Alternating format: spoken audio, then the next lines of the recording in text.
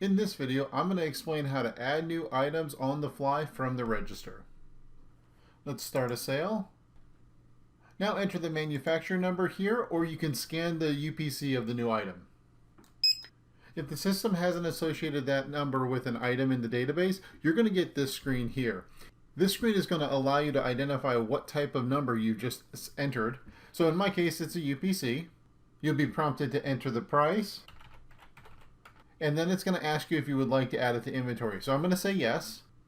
So you can see now you can enter in the information about the item.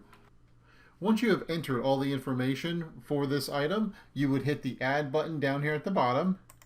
And now that item has been added to your inventory and added to the sale.